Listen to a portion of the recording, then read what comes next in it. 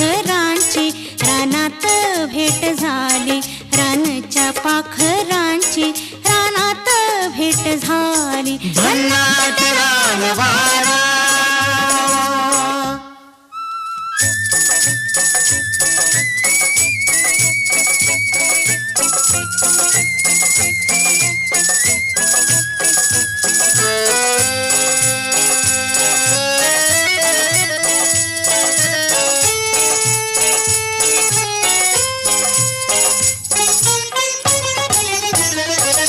एकाच रानामंदी वाढलो एका ठाई, पुराण्या वळखीला ज्वानीची नवला